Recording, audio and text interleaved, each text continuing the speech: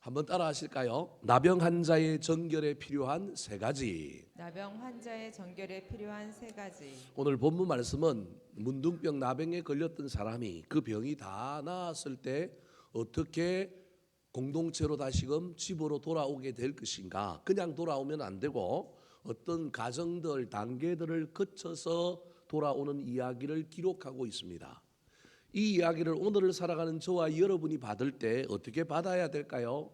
문둥병이 걸린 것이 아닌데 우리가 이 이야기를 그냥 옛날에 옛날에 이런 일이 있었구나라고 하는 정도로 이해하고 넘어가야 할까요? 아닙니다. 이건 영적인 침체를 겪거나 우리가 부주의하여 실수하고 실패하거나 신앙의 영역에서 또는 인격적인 측면에서 우리가 여러 모양으로 문제가 생겼는데 그것을 회복할 수 있는 길에 대한 모델이라고 하는 것으로 이해해야 합니다. 나병에 대한 이야기지만 영적 나병이라고 할 수 있는 또 다른 수많은 이야기 속에 우리가 직면하고 있다고 하는 것을 잊어버리면 안 됩니다. 물리적인 나병은 아니지만 저와 여러분이 교만의 나병, 인격의 나병, 수많은 나병 앞에 우리도 문제가 있는 사람들인데 이 나병을 낫고 이 공동체 안으로 들어오는 사람들을 하나님께서 어떤 과정을 거쳐서 하는가. 이건 단순히 통과 의례 정도를 넘어서 이 일을 통하여 그를 새롭게 하시는 거예요. 육신의 질병만 남은 게 아니고 그를 다시금 은혜의 사람으로 믿음의 사람으로 새롭게 빚어가시는 한 과정이다라고 이해해야 합니다. 문둥병이 걸리면 여러분 집에서 살지 못하고 성 밖으로 내쳐서 격리했습니다. 오늘날 인권의 관점에서 보면 이거 아주 심각한 이야기지만 그 시절에는 전염병을 알지도 못하고 이 병이 너무 공포스러워서 무엇을 지켜야 했느냐 하면 공동체를 지켜야 했습니다. 그래서 개인보다 공동체가 훨씬 더 우선인 시대였기 때문에 살아남은 사람들을 보호하기 위하여 그 사람을 격리했지만 이건 이 사람이 죄인이다, 이 사람이 나쁜 놈이다, 그래서 미워함으로 말미암아 이들을 돌보지 않는 것이 아니라 문둥병자들을 그래도 돌봤습니다. 문둥병자들이 먹고 살 수 있도록 여러분 성경 곳곳에 보면 그런 이야기들이 있습니다. 이삭줍기라고 하는 여러분 길 모퉁이에 밭에 논에 모퉁이에 곡식을 베요 안 베요? 안 베잖아요. 그 용도가 알고 보면 누구의 용도이기도 하느냐 하면 문둥병자의 용도이기도 합니다. 길 가는 나그네 가난한 사람들의 것이기도 하지만 여러분 그것보다는 훨씬 더 누구의 것이냐 하면 여러분 문둥병자들의 것입니다. 그들이 먹고 살라고. 그래서 성에서도 그들을 위하여 소위 말하는 이게 이런 표현을 쓰면 그렇지만 여러분 음식들을 성 바깥에 내어 두었습니다. 우리가 제사 지내고 나면 옛날에 우리나라에 제사 지내는 음식들 곳곳에 놔두고 이런 어떤 우리나라의 문화가 있는 것처럼 그들은 또 다르게 그 사람들을 위하여 섬기기 위하여 전쟁이 나거나 힘들지 않으면 성 안에 있는 사람들이 성 밖에 있는 사람들을 어떻게 하면 고칠까, 어떻게 하면 살릴까, 그런 관점으로 그들을 격리하였지만 혐오한 건 아니고 그들을 격리하였지만 그들을 격리한 이유는 다른 남아있는 사람을 지키기 위함이지 너희들을 포기했다 그런 의미가 아니었다라는 겁니다. 그래서 문둥병 걸렸던 사람들이 회복되어 뭐 하느냐면 돌아옵니다. 돌아오는 이유는 여러분 뭐냐면 문둥병이 아닌 걸 옛날에는 다 뭘로 친 거예요? 문둥병으로 쳤단 말이 너무 엄격하야. 오늘날 같은 그런 어떤 과학적인 것이 아니라 흡사한 문둥병이면 전부 공동체를 지키기 위하여 문둥병자로 판정하는 문화가 그 시절에 있었기 때문에 아주 예방적으로 엄격하게 문둥병으로 처리하다 보니까 실제로 안 걸린 사람들일 가능성도 많은 거예요. 그래서 여러분 그 사람들이 다 대부분 다 뭐 하는 거예요? 돌아온 거예요. 실제로 걸렸던 사람들도 악성이 아니고 아주 심한 것 아니면 또다시 회복되어 뭐 하는 거예요? 돌아오는 거예요. 이 돌아옴이라고 하는 것이 이 문둥병을 이야기하고 있는 구약 레위기의 핵심입니다. 그래서 문둥병자를 격리하는 이야기로만 끝나지 않고 그 사람들이 돌아오면 어떤 과정을 거쳐라라고 하는 이 이야기가 핵심입니다. 사랑하는 성도 여러분, 기독교는 회복의 종교입니다. 저와 여러분의 삶에도 회복이 있어야 합니다. 코로나 이후에 많은 교회들이 회복되었지만 그 회복 지수가 교회들마다 다 다릅니다. 많은 교회들이 30% 40% 잃었다가 20% 정도만 회복된 교회가 있는가 하면, 완전히 회복된 교회가 있는가 하면, 더 부흥한 교회가 있는가 하면 각각의 그 회복 수치가, 회복 지수가 다 다릅니다. 우리 교회는 어떠할까요? 제가 보기엔 우리 교회는 그대로 다 회복되고 조금씩 전진하는 것 같아서 얼마나 고맙고 감사한지 모릅니다. 코로나 이야기를 통하여 우리가 기억해야 될 것 중에 하나는, 떨어지더라도 다시 뭐 해야 된다고요? 회복되어야 한다. 회복된 이후에 힘을 얻고 또 뭐 해야 된다? 다시 앞으로 나아가야 된다라고 하는 놀라운 이야기가 이 문둥병자들이 공동체 안으로 들어오는 것에 대한 이야기입니다. 자, 그렇다면 이 문둥병자들이, 나병 환자들이 회복되고 병이 치유되고 난 다음에 공동체에 들어올 때 어떤 단계를 통하여 들어왔을까요? 그리고 각 단계마다 무엇이 핵심 요소로 숨겨져 있을까요? 이 이야기를 문둥병뿐만 아니라 우리의 신앙의 회복, 저와 여러분의 삶의 회복으로도 이해할 수 있는 중요한 키워드 세 가지 단계를 통하여 여러분에게 소개하려고 합니다. 자, 첫 번째 단계와 키워드는 무엇일까요? 따라 하시겠습니다. 진영 밖에서 안으로 들어갈 때 필요한 피. 진영 밖에서 안으로 들어갈 때 필요한 피. 나병 환자가 나았다라고 하는 것을 깨닫게 되었고, 주변 나병 환자도 야, 너 나았어, 빨리 제사장한테 가라는 이야기를 듣고 그가 성 밖에서 제사장을 향하여 부릅니다. 그러면 제사장이 그 사람들을 진찰하러 옵니다. 그때 어떻게 했을까요? 3절 말씀 같이 한번 읽어볼까요? 시작. 제사장은 진영에서 나가 진찰할지니 그 환자에게 있던 나병 환부가 나았으면. 나았다고 바로 성 안으로 못 들어오고 누가 나갔어요? 제사장이 나갔어요. 이 제사장이 누구냐면 예수 그리스도예요. 위험하지만 제사장이 나갔어요. 제사장 여러분 할래요? 이거 만만치 않잖아요. 나갔다가 나 걸리면 어떡해요?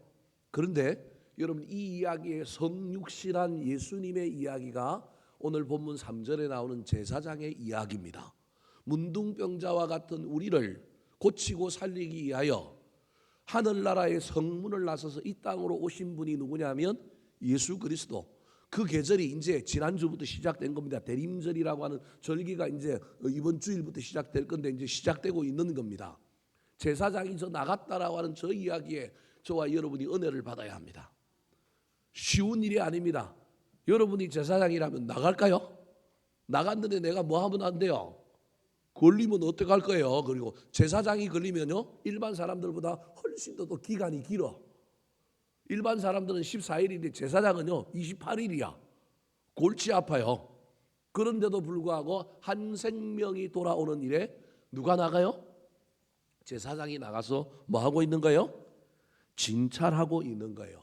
그리고 난 다음에 육안으로 그만하고 육안으로 살펴서 정말로 문둥병이 나았네, 피부가 새살이 돋았네, 뭐 더 이상 다른 것이 없네라고 하면 이 사람을 공동체 안으로 받아줘야 되잖아요. 그러면 이때 여러분, 성벽에서는 사람들이 전부 그냥 커튼 닫고 있다가 쳐다보고 있을 거예요. 블라인드 밑에서 눈 빼꼼 열고, 조금 용감한 사람들은 성 바깥에 외부에 나가고 베란다에 나가고 지금 이 장면을 다 뭐 하고 있을 거냐면 쳐다보고 있을 거예요.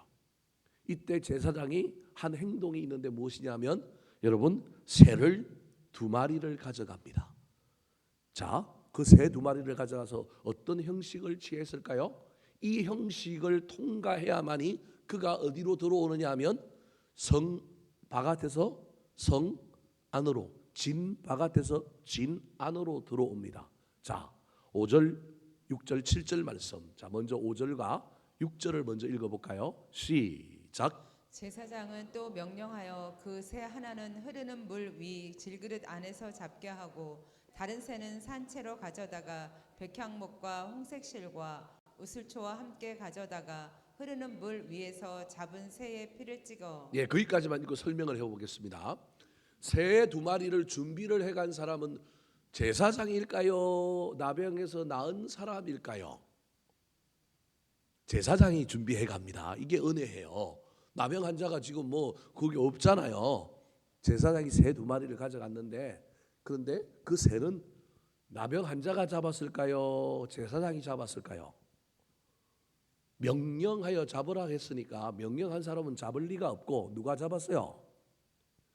당사자인 나병 환자에서 지금 회복되려고 하는 사람이 잡는 거예요. 새 2마리 중에 1마리는 잡고 1마리는 안 잡았어요. 1마리를 잡는데 어디 가서 잡느냐 하면 흐르는 물 위에, 물이 또랑이 흐르고 있으면 그 흐르는 물 위에 질그릇을 놓고 그 질그릇 안에서 뭘 잡아요? 새를 잡아요. 그럼 새 잡으면 새는 피를 흘리겠죠. 그죠? 그래서 1마리가 죽었어요. 저 새가 누구냐 하면, 죽은 새가 누구냐 하면 예수님입니다. 공동체 바깥에서 공동체로 들어오는 것은 구원의 이야기입니다.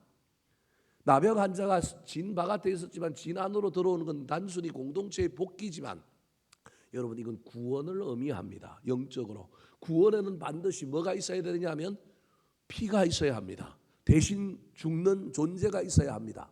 아사셀 염소라고 하는 것이 있었는데 똑같이 지금은 염소가 아니라 나병 환자를 위해서는 무엇을 쓰고 있느냐 하면 새를 쓰고 있습니다. 그래서 새 1마리를 누가 잡느냐 하면 나병 환자인 본인이 잡는 겁니다. 이 새가 나를 위하여 죽는다. 알고 보니 저 새가 예수 그리스도입니다. 그리고 다른 새는 산채로 가져다가 백향목과 홍색실과 우설초. 여러분 이제 이걸 어떻게 이해해야 되는? 백향목은 뭐예요? 나무잖아요. 나무. 그리고 홍색실이잖아요. 그리고 우설초가 뭐냐 하면 우리로 치면 쌀이대 같은 그런 가지가 있는 나무예요. 그러니까 제가 보기엔 백향목이라고 하는 나무라고 하는 건 낚싯대처럼 사용한 거고, 거기에 뭘 매단 거예요? 홍색실을 매달고, 그 다음에 또 뭘 매단 거예요? 우설초를 매달아 가지고 그 질그릇 안에 피가 고여 있는 그 피에 그걸 담갔다가 그걸 가지고 사람한테 뭐 하는 거예요? 뿌린 거예요. 이해되셨죠? 그래서 뿌리기 위하여 쓴 도구가 백향목과 홍색실과 우설초예요. 이걸 그 첫 번째 새에 있는 그 피를 적셔다가 뿌리는데, 잘 보세요. 뿌리는데 누구에게도 뿌렸느냐 하면 새에게도 뿌렸어요. 무슨 새? 살아있는 새. 살아있는 새. 그 다음에 누구에게도 뿌렸다고요? 7절에 읽어볼까요? 시작. 나병에서 정결함을 받을 자에게 7번 뿌려 정하다 하고 그 살아있는 새는 들에 놓을지며. 여러분 새에게도 뿌렸고 누구에게도 뿌렸느냐 하면 나병에서 회복되는 사람에게도 뿌린 거예요. 이걸 지금 사람들이 다 보고 있는 거예요. 그래서 피가 있는 거예요. 피. 나병 환자가 진영 밖에서 진 안으로 들어오면 반드시 뭐가 필요하냐면 피가 필요한 거예요. 이건 은혜예요. 여러분 저와 여러분이 구원은 은혜인 거예요. 내가 뭐 어렵다고 되는 게 아니고요. 저 새 1마리는 나의 죄를 대신하여 죽은 새고, 1마리는 저 새는 죽은 새는 예수 그리스도고, 들에서 노임을 받은 것은 누구냐면 나예요. 그로 말미암아 자유를 얻은 우리를 상징하고 있는 새. 그래서 1마리가 죽음으로 말미암아 또 다른 1마리가 살았다라고 하는 퍼포먼스를 보여줌으로 말미암아 이 사람이 다시금 구원받은 우리 공동체의 일원이 되었다라는 겁니다. 사랑하는 성도 여러분, 저와 여러분이 실수하거나 실패하거나 인생의 수많은 어려움을 겪을 때 예수 그리스도의 피가 다시금 우리 가운데 발라져야 합니다. 6월절에 출애굽이 일어나기 전에 6월절을 먹을 때 문설주와 임방에 양의 피를 발랐던 것처럼, 이건 물리적인 피지만 영적으로 저와 여러분의 삶에 예수 그리스도의 보혈의 능력이 다시 발라져야만이 진영이 바뀝니다. 밖이 아니라 안에 있는 사람이 됩니다. 내 공로가 아닙니다. 예수 그리스도의 보혈의 그 공로로 말미암아 우리가 구원받았다. 그래서 진 밖에서 진 안으로 들어오려면 내 공로는 하나도 없습니다.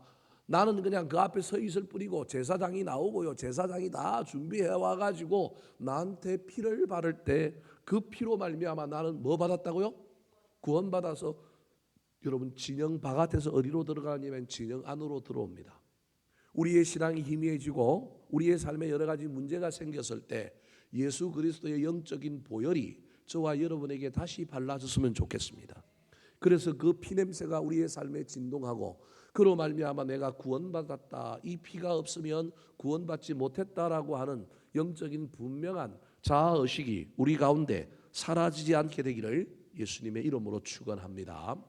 두 번째, 나병 환자가 공동체로 돌아오는데 뭐가 필요했을까요? 두 번째 단계는 무슨 단계일까요? 첫 번째 단계는 진 밖에서 진 안으로, 이건 구원을 의미한다.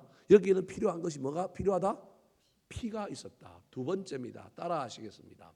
진 안에서 장막으로 들어갈 때 필요한 물. 진 안에서 장막으로 들어갈 때 필요한 물. 자, 진영 안으로 들어왔습니다. 퍼포먼스를 사람들이 다 봤습니다. 공식적으로 인정받은 거예요. 아무도 이 사람한테 돌 던질 수 없습니다. 제사장이 나가서 이 퍼포먼스를, 강력한 피가 있는 퍼포먼스를 행함으로 말미암아 사람들이 다 알므로 이 사람은 이제 공동체에서 완전히 입지가 있습니다. 아무도 시비 걸 수가 없습니다.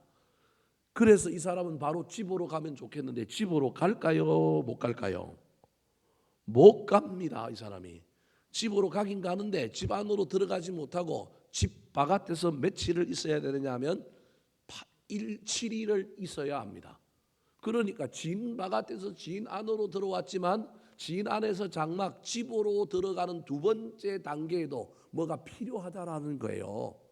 두 번째 단계에는 필요한 게 뭐냐면 물이라는 거예요. 자, 8절 말씀 같이 한번 읽어볼까요? 8절 시작. 정결함을 받는 자는 그의 옷을 빨고 모든 털을 밀고 물로 몸을 씻을 것이라. 그리하면 정하리니 그 후에 진영에 들어올 것이나 자기 장막 밖에 이래를 머물 것이요. 혹시 모르는 가족을 보호하기 위하여 얼마나 가족들 만나고 얼싸안고 얼마나 하겠습니까? 그런데도 불구하고 여러분 집 안으로 들어가지 못하고 대문 밑에, 대문 바깥에, 울타리 앞에 앉아서 소위 말하는 거적대기 하나 갖다 놓고 우리로 치면 그냥 뭐 지붕 비슷한 거 하나 만들어 놓고 며칠 동안 있는다고요? 7일 동안 있는데 그때 하는 것이 뭐라고요? 세수대야 갖다 놓고 우리로 치면 뭐 빨고 있는 거예요? 자기 옷을 빨고 있는 거예요. 면도기 갖고 하고 뭐 하는 거예요? 털이라고 하는 털은 다 미는 거예요. 보여주는 거예요. 피부를 명확하게 드러내어 보여줘서 내 피부가 이상이 있다 없다? 없다라고 하는 걸 보여주기 위하여 뭘 밀었다고요? 털을 밀었어요. 그리고 우리 집에 들어가도 우리 아내, 우리 아이들 하나도 내가 전념시키지 않는다라고 하는 걸 보여주기 위하여 7일 동안 날마다 뭘 씻어요? 몸을 씻는 거예요. 몸을 씻는 거예요. 여러분, 진영 바깥에서 진영 안으로 들어오는 건 공동체의 인정이지만 신앙을 가진 저와 여러분이 장막 안으로 들어가서 내가 내 가족을 보호하는 사람이 되려면 또다시 장막 바깥에서 우리가 해야 할 일이 있는데 물로 씻는 거예요. 이건 회개예요. 사랑하는 성도 여러분, 저와 여러분이 실수하고 실패했다고 한다면 이 실수와 실패에서 회복하려고 하면 내 능력이 아니라 예수 그리스도의 은혜, 하나님의 은혜로 말미암아 피로 말미암아 구원의 역사가, 회복의 역사의 시작이어야 합니다. 이건 하나님의 열심입니다. 근데 이 열심에 우리의 열심이 반드시 보태서 해야 되는데 그건 뭐냐 하면 나의 의지로 뭐 해야 된다고요? 빨고 밀고 뭐 해야 돼요? 씻어야 합니다. 이게 회개입니다. 회개. 저와 여러분에게 이 작업이 있어야 합니다. 하나님이 나를 구원해 줬다고 여러분 그것만 가지고 살면 안 됩니다. 반드시 거기에 걸맞는 나의 삶에 여러분 거룩을 향한 나의 다른 박질, 하나님 앞에 나아가 내가 회개하고 내가 새롭게 되는 놀라운 역사가 일어나야 되는 거예요. 그래서 7일이 지났어요. 오케이, 7일 동안 맨날 여러분 세수대에 갖다 놓고 옷 빨았어요. 맨날 면도기 가지고 해가지고 봐라, 수염 때문에 피부가 안 보이는 일이 없도록 다 깎았어요. 여러분 이 이야기는 뭐냐면 유대인들은 전부 뭘 길러요? 수염을 길르기 때문에 그러는 거예요. 수염을 막 길고 머리도 깎아요, 안 깎아요? 우리나라 조선시대 사람처럼 신체 발부는 수지부모라고 이게 안 깎고 머리도 이런단 말이에요. 그래서 이걸 다 이런 이야기를 통하여 내가 피부에 아무것도 없다, 나 깨끗하다라고 하는 증명을 가족들에게 다시 하는 거예요. 다르게 하면 내가 새 사람 되었다, 나 다시 믿음으로 돌아왔다, 나 신실하게 살겠다라고 하는 걸 보여주는 게 저 8절에 나오는 7일 동안 행위예요. 여러분 7일 동안 저렇게 했으면 이제 7일이 지나면 바로 들어가면 될 텐데 마지막 들어가기 전에 또다시 가족의 안전을 위하여 어떻게 했을까요? 자, 9절 말씀 같이 읽어볼까요? 시작. 일곱째 날에 그는 모든 털을 밀되 머리털과 수염과 눈썹을 다 밀고 그의 옷을 빨고 몸을 물에 씻을 것이라. 그리하면 정하리라. 똑같이 여러분 빨고 밀고 씻었는데 이번에는 뭐까지 밀어요? 눈썹까지 밀었어요. 눈썹까지 밀어. 문둥병 환자가 뭐가 빠져요? 눈썹이 빠지는데 이거 밀고 난 다음에 잘한다라고 하는 걸 보여주려고 가족들에게 잘하는 걸 보여주기 위해 눈썹까지 밀고 들어가는 겁니다. 안 해도 될 일을 마지막에 또 한 번 더 하는 것은 가족의 안전을 위하여 나는 정말로 거룩해졌다. 나는 다시 회복되었다. 난 긍정적으로 건강하다라고 하는 걸 보여주기 위하여 이 일을 하고 있는 겁니다. 밀고 빨았지만 이 이야기의 가장 중요한 것이 물이다. 물은 회개를 상징한다. 씻는 것이다. 사랑하는 성도 여러분, 진영 밖에서 진영 안으로 들어오는 데는 피가 있어야 한다고 한다면 집 문 앞에서 집 안으로 들어가는 데는 무엇이 필요하냐면 물이 필요합니다. 회개가 필요합니다. 다시금 신실해지려고 다시금 새로운 각오를 가다듬는 저와 여러분의 마음의 변화가 있어야 되는데 그게 물로 씻는 것입니다. 똑같은 마음과 태도로는 또다시 실패하고 또다시 범죄합니다. 씻어야 합니다. 사랑하는 성도 여러분, 나는 변하지 않았는데 상황만 바뀌는 것 일어날 수가 없습니다. 내가 바뀌어야 됩니다. 저와 여러분이 할 수 있는 일은 내가 씻는 방법밖에 없습니다. 열심히 찬양하고 기도하고 예배하는 중에 씻음으로 말미암아 내가 깨끗해지고 거룩해지고 신실해지는 역사가 저와 여러분에게 있어서 우리의 삶에 하나님이 베풀어 주시는 놀라운 회복이 일어나게 되기를 우리 구주 예수 그리스도의 이름으로 축원합니다. 마지막 단계는 무엇일까요? 그 단계에 필요한 것은 무엇일까요? 따라 하시겠습니다. 장막에서 여호와 앞에 설 때 필요한 기름. 장막에서 여호와 앞에 설 때 필요한 기름. 자, 나병 환자의 회복에서 나병 환자가 정결하게 되어 공동체로 들어오는 이야기의 하이라이트는 진영 바깥에서 진영 안으로 들어오는 것처럼 보이지만 여러분 최고의 회복의 마지막 단계는 예배자가 되는 겁니다. 그래서 여러분 저와 여러분이 무엇인가 실수하고 실패하고 넘어지고 자빠졌으면 뭘 회복하면 된다고요? 예배 회복해야 돼요. 내가 진정한 예배자가 되면 되는 거예요.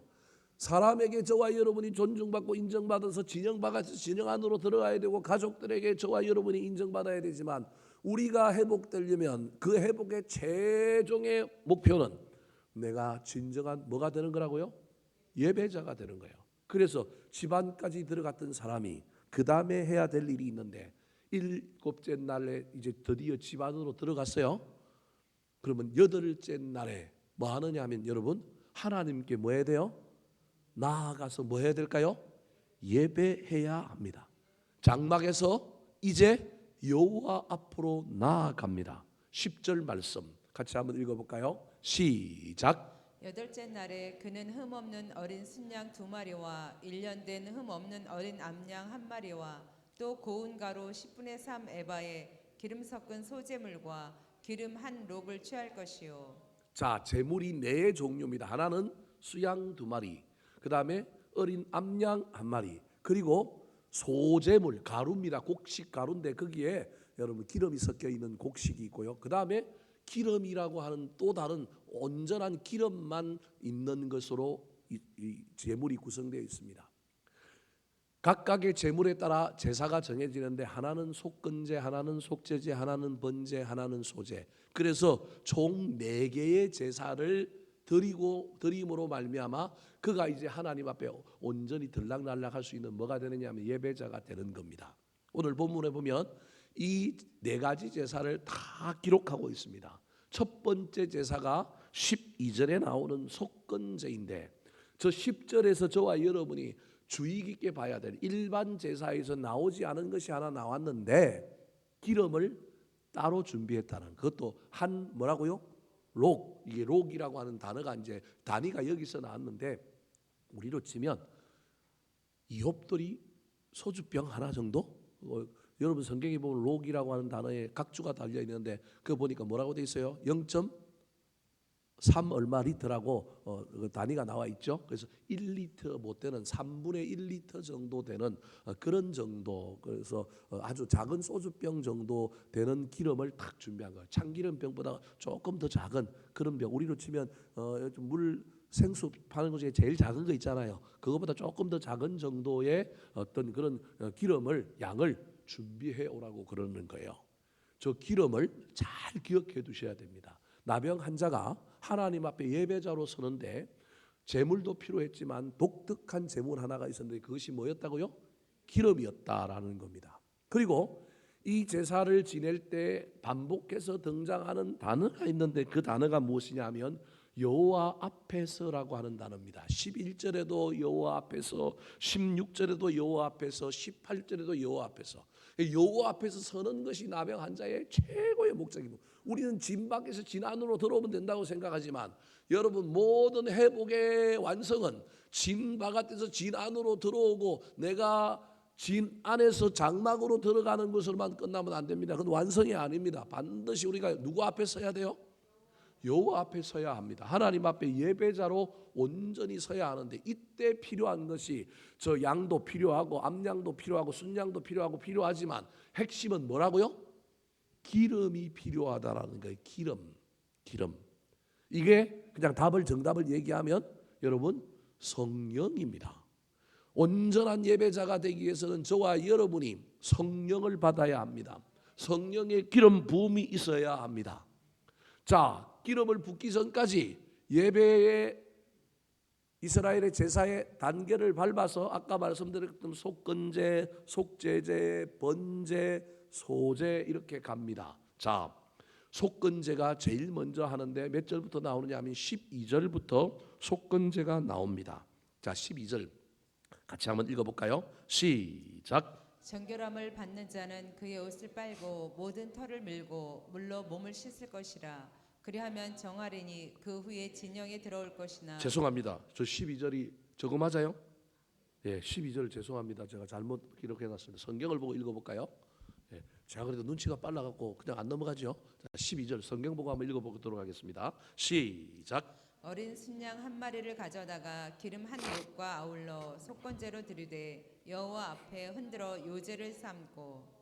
아까 가지고 왔던 첫 번째 제물 순양 한 마리를 가지고 무슨 제사부터 시작했느냐 하면 속건제를 드렸습니다. 속건제라고 하는 건 내가 모르고 부지 중에 잘못하여 성물을 거룩하지 못하게 만들었거나 예배 중에 내가 뭘 잘못했거나 제사장에 뭘 잘못했거나 하나님께 잘못한 일 때문에 드리는 제사가 무슨 제사라고요? 속건제입니다. 이건 죄와 관련이 있는 것이 아니라 나도 모르는 부지 중에 내가 저지른 죄에 대하여 회개하는 겁니다. 이게 무슨 말이냐면요, 내가 나병이 걸렸는데 내가 걸리고 싶어서 걸린 것도 아닌데 나병 걸림으로 말미암아 내가 공동체를 뭐하게 했다고요? 위태롭게 했다. 내 가족을 비롯한 주변에 있는 사람의 안전을 내가 위협했다.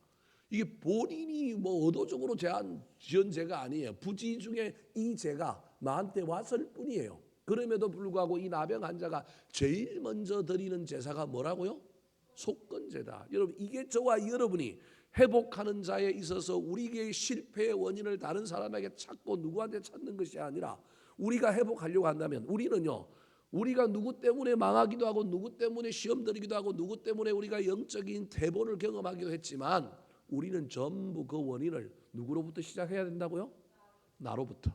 이게 속건제가 가지고 있는 특징입니다. 그래서 나병 환자가 회복되어 하나님께 나아가는데 그가 제일 먼저 드린 제사가 뭐였느냐 하면 속건제를 드림으로 말미암아 내가 부주의했습니다. 내가 잘못했습니다. 나 때문에 공동체가 전부 죽을 뻔했습니다. 내 가족이 죽을 뻔했습니다. 내가 가장인데 가족 죽일 뻔했습니다. 이런 태도로 하나님께 나아가는 거예요. 이런 자가 진짜 예배자예요. 예배하러 와가지고 저와 여러분이 남 탓하고 다른 사람을 저주하고 정죄하는 것이 아니라 분명히 이 나병이 자기가 걸리고 싶어서 걸린 게 아닙니다. 물론 상한 음식을 먹거나 어떤 자기에게 잘못된 이유를 찾을 수 있지만 질병이라고 하는 것이 내가 걸리고 싶어서 걸린 것이 아니라 나도 모르는 사이에 나한테 왔는데 여러분 이게 내 잘못이 아님에도 불구하고 하나님 앞에 바로 서는 예배자는 모든 원인을 누구에게서 찾으려고 애를 쓴다고요? 나에게서 찾으려고 애를 쓴다라는 거예요. 그러면서 13절부터는 무슨 제사를 드리냐면 속죄제를 드립니다. 속죄제가 18절까지 아주 길게 갑니다. 자, 속건제도 드리면서 속죄제도 겸하여 드리는데 그 속죄제 드릴 때 기름이 등장합니다. 자, 14절 말씀 같이 한번 읽어볼까요? 시작. 제사장은 그 속건 제물의 피를 취하여 정결함을 받을 자의 오른쪽 귓부리와 오른쪽 엄지 손가락과 오른쪽 엄지 발가락에 바를 것이요 속건제를 드리고 그 속건제의 제물에 피를 취하였어요. 그리고 그 피를 가지고 이제 내 죄를 대속하기 위하여 내 신체의 가장 중요한 오른쪽의 대표라고 하는 것에는 다 뭘 발라요? 피를 발라요. 첫 번째 보니까 어디에 발랐어요? 오른쪽 귓부리. 여러분 귓부리에 딱 발랐고, 내가 못 들을 걸 들었습니다. 잘 듣겠습니다. 하나님 소리 듣겠습니다. 이 피가 발림으로 사람 소리 아니야 하나님 소리 들리게 해주십시오. 그리고 오른쪽 어느 손가락이요? 엄지 손가락. 여기 피 발라가지고 내가 이거 가지고 내가 예수 그리스도의 보혈의 능력 의지하여 이 손으로 일하겠습니다. 기간의 대표의 오른쪽에 다 바른 거예요. 그리고 발에는 어디다 발랐어요? 오른쪽 엄지 발가락에 발라요.